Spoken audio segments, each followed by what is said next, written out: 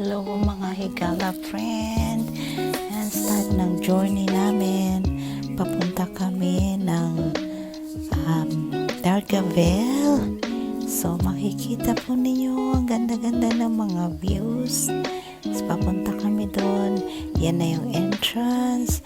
Punta kami ng lighthouse na sobrang challenging. Ito almost 40 minutes na drive sa may tabing dagat.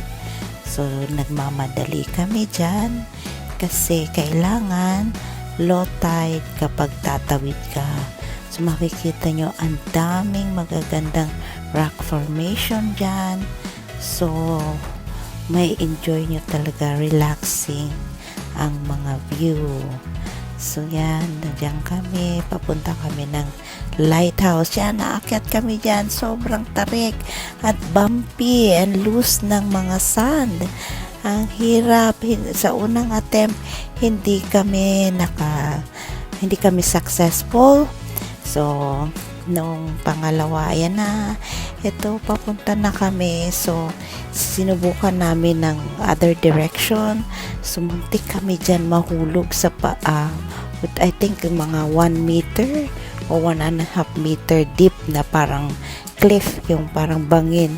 So pinatigil, buti na lang umatras kasi kapag tinuloy namin yan, ako, balintong kami dyan. Sobrang taas niyan, guys. So yan, nagpunta kami dyan, gumilid kami. So it's really hard.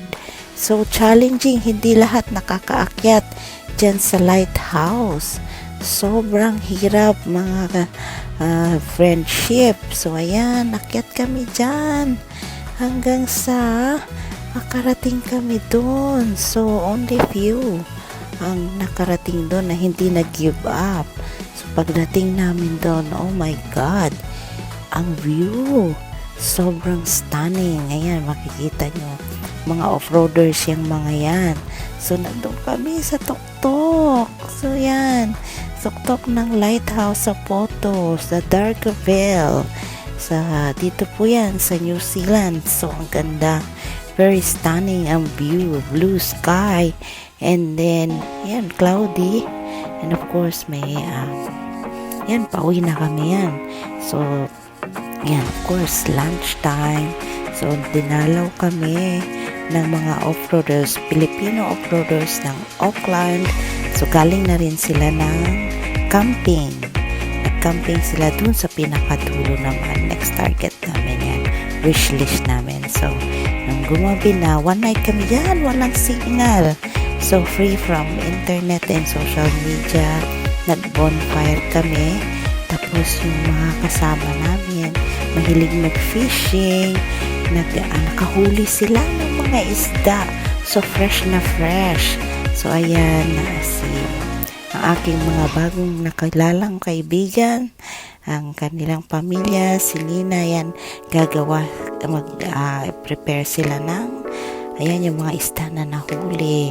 So ayan, nagprepare sila for kinilaw, and then of course sinabawan at pritong isda, fresh na fresh, yan ang kinilaw. So yummy. At noong gabi, ayan, ang ganda-ganda ng sky. So pag titingnan mo, relaxing. So mga bata nag-enjoy, although para silang kasi sanay silang may internet.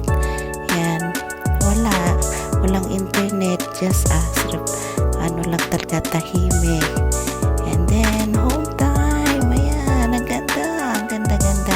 Yan mga guys, sinashare namin sa inyo ang magandang tanawin dito sa New Zealand. So follow us, follow my husband sa kanyang page and support him, and we will post more.